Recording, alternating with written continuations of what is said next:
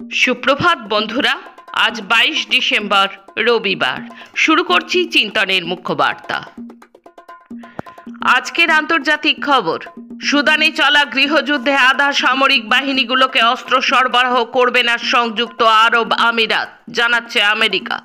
2023 সালের এপ্রিল থেকে সুদানে গৃহযুদ্ধ চলছে। এই যুদ্ধে ইতিমধ্যেই কয়েক হাজার মানুষের প্রাণ গেছে। এই ঘোষণার সঙ্গে সঙ্গে আরব আমিরাত সুদানকে $120 কোটি মূল্যের আমেরিকান অস্ত্র সরবরাহ করার চুক্তি থেকেও সরে এলো।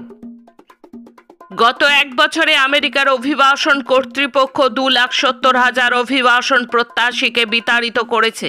ডোনাল্ড ট্রাম্প প্রেসিডেন্ট হিসেবে দায়িত্ব গ্রহণ করার কয়েকদিন আগে এই তথ্য প্রকাশ করল বিদায়ী বাইডেন প্রশাসন। ট্রাম্প যে নতুন কিছুই করবে না, এটাই হয়তো প্রচারের অভিমুখ বলে মনে করছে আমেরিকার কোনো কোনো মহল। আমেরিকা যুদ্ধের আড়ালে সিরিয়ার তেল দখল করে নিয়েছে, আর ইসরায়েল প্যালেস্টাইনের ভূখণ্ড দখল করার পর এখন সিরিয়ার স্বচ্ছ জলের ঝর্ণাগুলির দখল নিতে চাইছে আমেরিকা চোর ইসরায়েল লুঠেরা। এভাবেই অভিযোগ জানিয়ে বললেন ইয়েমেনের আনসারুল্লাহ আন্দোলনের নেতা আব্দুল মালিক বদরুদ্দিন। গত 24 ঘন্টায় গাজায় আরও 77 প্যালেস্তাইনবাসীকে হত্যা করল ইসরায়েল সেনা। ইসরায়েলের বিরুদ্ধে গণহত্যার অভিযোগ আনল আন্তর্জাতিক সংস্থা হিউম্যান রাইটস ওয়াচ। খবর পাওয়া যাচ্ছে ইয়েমেনে ব্যাপক হামলা শুরু করেছে ইসরায়েল। নাইজেরিয়ায় মর্মান্তিক দুর্ঘটনা। খ্রিস্টান সম্প্রদায়ের প্রধান ধর্মীয় উৎসব বড়দিনকে সামনে রেখে নাইজেরিয়ার ইবাদান শহরে আয়োজিত এক আনন্দ অনুষ্ঠানে হুড়োহুড়িতে পদপিষ্ট হয়ে মারা গেল 35 জন শিশু, আহত বহু শিশু। মেলায় আগত শিশুদের বিনামূল্যে খাবার ও উপহার দেবার প্রতিশ্রুতি দিয়েছিলেন আয়োজকরা। সেই লোভে মেলায় 5,000-এর বেশি শিশু জড়ো হয়েছিল। গ্রেপ্তার করা হয়েছে আয়োজক কর্তৃপক্ষের মাথাদের। আসছি দেশের খবরে। ভোটে সাধারণ মানুষের নজরদারি আটকাতে প্রয়োজনীয় নির্বাচন বিধি সংশোধন করল কেন্দ্রীয় সরকার। সংবিধানকে ভেঙে ফেলা, আম্বেদকরের ভাবনাকে আস্থা করে ছুঁড়ে ফেলা, এটাই আরএসএস বিজেপির উদ্দেশ্য। স্ট্যালিনের 146তম জন্মদিনের অনুষ্ঠানে বললেন সিপিআইএম ত্রিপুরা রাজ্য সম্পাদক জিতেন্দ্র চৌধুরী। সাইবার জালিয়াতি ঠেকাতে এবার দেশ জুড়ে মোবাইলে সতর্ক বার্তা দেওয়ার সিদ্ধান্ত নিল সরকার। সাম্প্রতিক একটি সমীক্ষা বলছে চলতি আর্থিক বছরের প্রথম 3 মাসে শুধু পশ্চিমবঙ্গেই 71 লক্ষ সাইবার প্রতারণার অভিযোগ এসেছে।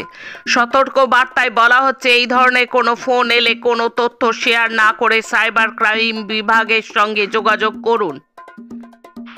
সংসদে অমিত শাহর মন্তব্যকে নিন্দা জানিয়ে দলিত ছাত্রদের জন্য আম্বেদকর স্কলারশিপের ঘোষণা করলেন কেজরিওয়াল। জানালেন ফেব্রুয়ারিতে দিল্লির বিধানসভা নির্বাচনে আম আদমি পার্টি জিতে ক্ষমতায় ফিরলেই এই প্রকল্প চালু করা হবে। পাঞ্জাবের মোহালিতে ভেঙে পড়ল বহুতল বিল্ডিং। ধ্বংসস্তূপে চাপা পড়ে আছেন বহু মানুষ। খবর পেয়ে ঘটনাস্থলে উপস্থিত হয়ে উদ্ধার কাজে নেমেছে সেনা। কী কারণে এই দুর্ঘটনা তা খতিয়ে দেখার আশ্বাস দিলেন মোহালির পুলিশ সুপার দীপক পারেখ। রাজস্থানে সিএনজি ট্যাঙ্কার বিস্ফোরণে মৃতের সংখ্যা বেড়ে 14। আহত হয়ে আশঙ্কাজনক অবস্থায় রয়েছেন এখনও 30। রাজ্যের কাছে রিপোর্ট চাইল সুপ্রিম কোর্ট। এখন রাজ্যের খবর।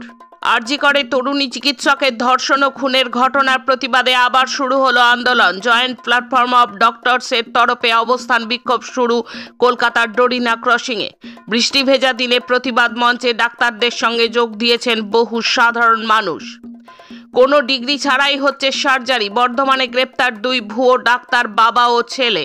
দুজনেই শাসক তৃণমূলের ঘনিষ্ঠ বলে জানা গেছে। কলকাতা জুড়ে পুড়ে যাচ্ছে একের পর এক বস্তি ও ঝুপড়ি। একদিন আগে তপসিয়ার পর গতকাল ফের আগুনে পুড়ে ছাই হয়ে গেছে নিউ আলিপুর এলাকার দুর্গাপুর সেতুর নিচের বস্তি।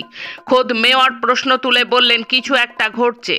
জানালেন এইসব বস্তির কোনো তথ্যই নাকি পুরসভার কাছে নেই। মানুষ আঙুল তুলছে রাজ্যের প্রমোটারি রাজের দিকে। রাজ্য জুড়ে চলছে সিপিআইএমের সম্মেলন পর্ব। একের সঙ্গে অন্যকে জুড়ে আন্দোলনকে জোরদার করতে হবে। সিপিআইএম জলপাইগুড়ি জেলা সম্মেলনের প্রকাশ্য সমাবেশে বললেন সেলিম। সর্বোচ্চ সহমতের ভিত্তিতে শত্রুর মোকাবিলা করতে হবে। হুগলি জেলার 25তম জেলা সম্মেলন উদ্বোধন করে বললেন সিপিআইএম রাজ্যের নেতা সুমিত দে। শেষে খেলার খবর। প্রিমিয়ার লিগে আরও একটি ম্যাচ হারল ম্যানচেস্টার সিটি। এবার হারতে হলো অ্যাস্টন ভিলার কাছে। অপরদিকে আইএসএলে ঘরের মাঠে টানা দ্বিতীয় ম্যাচে জিতল ইস্টবেঙ্গল। শনিবার জামশেদপুরকে হারিয়ে দিল 1-0 গোলে। ম্যাচের একমাত্র গোলদাতা দিমিত্রিয়স দিয়ামান্তোকোসের পয়েন্ট তালিকায় 10 নম্বরে উঠে এলো ইস্টবেঙ্গল। বিজয় হাজারের প্রথম ম্যাচেই বড় জয় বাংলার। স্বামীহীন ম্যাচে নায়ক অভিষেক। দিল্লি 7 উইকেটে 272 রান করে, বাংলা 4 উইকেটে 274 রান। বাংলা 6 উইকেটে জয়ী হয়। আজকের মুখ্য বার্তা এই পর্যন্ত। নমস্কার।